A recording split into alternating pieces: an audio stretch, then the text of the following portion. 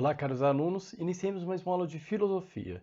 Nessa aula nós vamos falar um pouquinho sobre o filósofo francês Gabriel Marcel. Gabriel Marcel, ele nasceu em Paris em 1889 e assim como Sartre, ele foi filósofo, crítico, autor de teatro, né? Ele é considerado, inclusive, por Sartre, né, um existencialista cristão, né? Mas ele não aceita muito essa denominação, não. Para ele, o que importa é o homem concreto, determinado, que se encontra em uma certa situação. Então, ele, na verdade, praticamente ele é influenciado pelo historicismo, né? Mas ele não se considera existencialista. Nesse sentido, suas obras filosóficas não são necessariamente sistemas, mas uma passagem pelo mundo dos problemas concretos do ser humano. Isso fica claro já em sua primeira obra, o Jornal Metafísico, de 1927. Ele também vai publicar uma outra obra chamada Ser e Ter, em 1935, Da Recusa à Invocação, em 1939, O Homem Viator, em 1940, O Mistério do Ser e os Homens contra o Humano, em 1951, O Homem Problemático, em 1955, e em 1973 ele vai falecer. Então, ou seja, ele vai viver no final do século XIX e durante quase todo o século XX. O pensamento dele é atravessado por três motivos fundamentais que continuamente se sobrepõem e se integram. O primeiro deles seria a defesa da singularidade irrepetível do existente e do mistério do ser, contra as pretensões de um racionalismo que pretende reduzir a existência e toda a realidade a uma experiência conhecida através do método de verificação empírica, como se o homem fosse como as coisas, né? Isso é próprio de uma geração positivista, neopositivista. Vejam bem, ele nasceu exatamente no auge da influência do positivismo, né? No século XIX, final do século XIX e início do século XX. Então, ou seja, aquela ideia da verificação, eles querem aplicar a todos os âmbitos, inclusive humanos, né? O segundo ponto, que está muito presente também na sua obra, é o reconhecimento da não objetividade fundamental do sentimento corpóreo. Ele vai dizer que nós temos experiências e conhecemos por meio do nosso corpo. Então, ele é impensável porque nós pressupomos o corpo até quando concentremos nossa atenção sobre ele, ou seja, é um ciclo vicioso, né? Você quer conhecer o corpo, mas ele é uma condição para conhecê-lo, né? Ou seja, como é que você vai ter a base do conhecimento é exatamente aquilo que você quer conhecer, né? O terceiro ponto, terceiro motivo fundamental, está ligado à sua aproximação com a fé cristã, pela análise de alguns traços da experiência cristã, como a fidelidade, a esperança, o amor. Ele vai propor, inclusive, uma doutrina do mistério ontológico. Nós vamos explanar um pouquinho sobre essas três características agora, neste momento aqui, né? Então, mas de uma forma bem rápida, mas a gente vai tentar falar sobre cada uma delas. Gabriel Marcel, ele se rebela contra aquela ideia de que todo saber possível é aquele somente obtido e passível de ser obtido por procedimentos de verificação científica, né? Então, ou seja, a gente viu que o positivismo exatamente atribui um valor muito forte a essa ideia de causa e efeito, a ideia de verificação, né? Mas para Gabriel Marcel, o racionalista ao rejeitar a fé no mundo escuro das emoções, isto a arbitrariedade subjetivista que eles chamam, né? Ele acaba caindo no dilema entre o crer e o verificar. Então vamos pensar que o crer seria do âmbito da fé e o verificar uma característica da ciência. E esse dilema estaria presente aí. Como é que você vai conseguir verificar a fé? Marcel ele propõe que o dilema do racionalista deixe escapar o essencial da vida religiosa e do pensamento metafísico mais profundo. O crer e o verificar, na sua opinião, né, na opinião de Marcel, não são antinômicos, antitéticos, contrários, e sim mais ou menos assimétricos, né? A verificação, ela exclui todo mundo. Por exemplo, Deus, a pessoa, a alma, os conteúdos da fé, né? Que mesmo que não sejam verificados, eles podem ser aproximados através do que Marcel vai chamar de reflexão segunda, que, embora não sendo procedimento científico, né, em estrito senso, seria, entretanto, um procedimento racional, porque a gente não pode reduzir o procedimento racional ao empirismo ou às ideias de verificação, né? A ciência ou a verificação, ela não pode captar o objeto da fé, que é Deus, né? Deus ele não é verificável. E o crente não pode explicar a Deus por meio de demonstrações verificáveis, já que Deus está além de todas as razões e além de toda a relação causal. Veja bem, quando eu falava sobre agnosticismo, é um pouco isso também, né? Deus está além, então o agnóstico ele pode ser um agnóstico que acredita em Deus, né? Mas ele pensa nisso, que a razão não é capaz de conhecer, né? Isso recai também sobre um segundo motivo fundamental que eu falei agora há pouco, né? Se o objeto da fé vai além da ciência, Também o sujeito da fé, isso é, o indivíduo irrepetível em sua situação insubstituível, está fora do discurso científico verificável. Por quê? Uma teoria científica pode ser verificada por cada pessoa, mas o que conta no controle da teoria não é a pessoa em sua irrepetível individualidade, na singularidade excepcional dela, né? Na verdade, o que conta é a verificação da teoria que é repetível por todos, né? Ou seja, não é preciso ser um gênio para a gente entender que a ciência lida com fenômenos que se repetem, exatamente pela proposta, né? Prever para prover, como dizia Comte. Mas exatamente isso é que não pode se dar no âmbito da fé ou do ser humano. Diante de Deus, eu não sou substituível por ninguém, pois a minha escolha é apenas minha, né? Inclusive as escolhas, as decisões da vida. Então, quer dizer, o ser humano é imprevisível nesse sentido. Então, ele não pode ser circunscrito nessa ideia de verificação, né? A ciência, sim, você pode prever as coisas, né? E aí nós chegamos finalmente ao terceiro ponto que eu mencionei, sobre as ideias presentes na fé cristã como a esperança. Não só o objeto da fé e o sujeito da fé estão além da verificação, mas também o fato ou a história religiosa por sua natureza, porque eles estão acima das categorias historiográficas baseadas na verificação.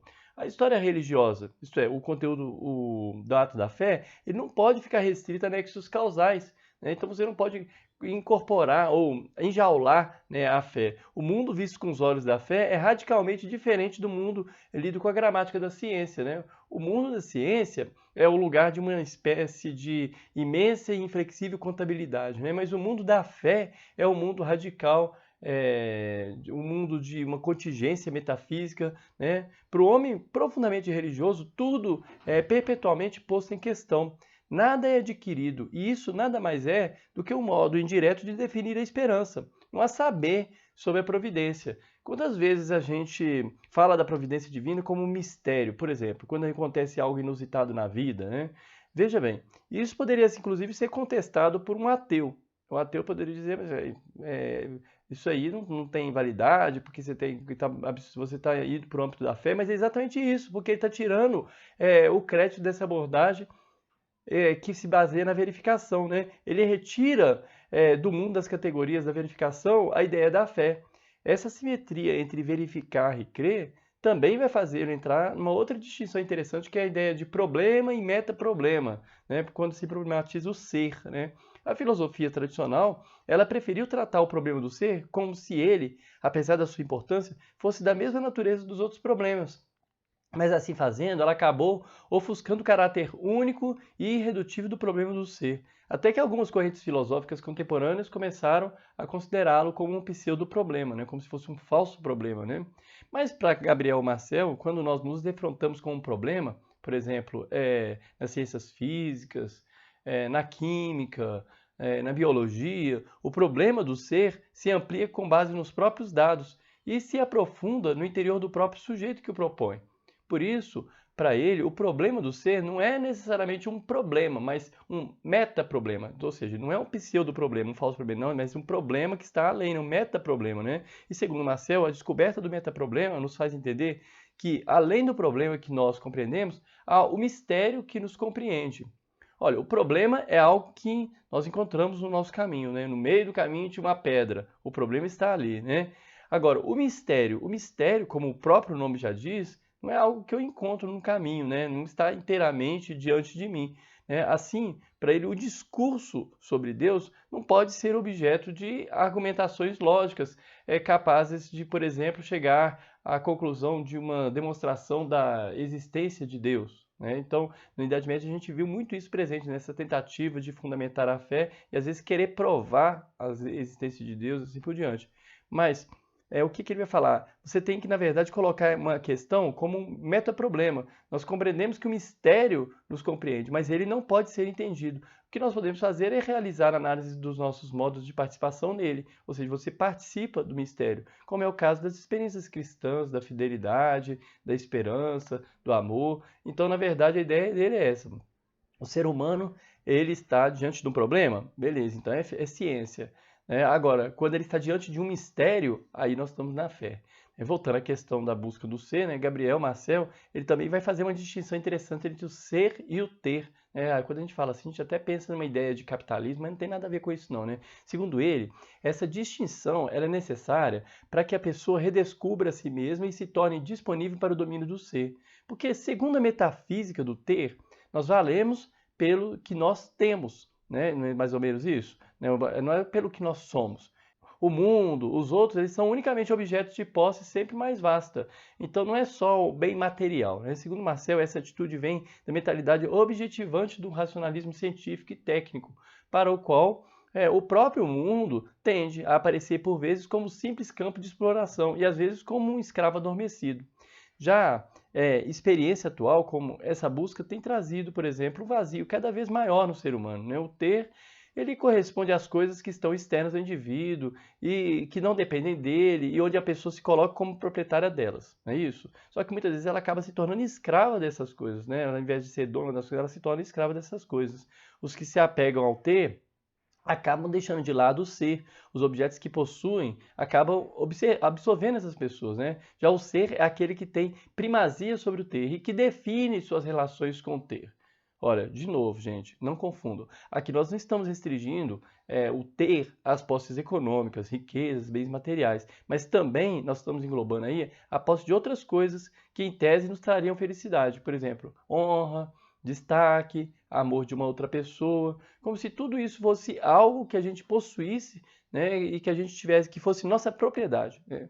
Como essa busca insana, ela traria a tragédia do ter, trazendo desespero, o que ele vai propor? Nós vamos viver, então, uma tensão dialética, né, entre o ser e o ter. Porém, com a ajuda da metafísica, nós devemos sempre tentar orientar o ser para que ele não seja absorvido pelo ter, mas ao contrário, nós vamos nos tornar disponíveis cada vez mais para o ser, ou seja, nós vamos valer muito mais pelo que nós somos do que pelo que nós temos. Então, a ideia do ser aí, né, essa distinção do ser e o ter, é interessante, por quê? Porque ele faz uma abordagem bem mais ampla, né? E vai mostrar como que isso trouxe essa tragédia, né? A tragédia e trouxe exatamente a angústia, né? Só que ele não chama de angústia, né? Como os existencialistas chamam de uma forma geral, né? Ele fala aí de desespero, que é exatamente uma expressão meio kierkegaardiana, né? Que influenciou, né? Gabriel Marcel, né? Kierkegaard, ele vai influenciar Gabriel Marcel. Então, eu espero que tenha sido claro. Qualquer dúvida, crítica ou sugestão, podem deixar nos comentários que vai ser um prazer ajudá-los a compreender um pouco mais esse assunto. Até a próxima aula.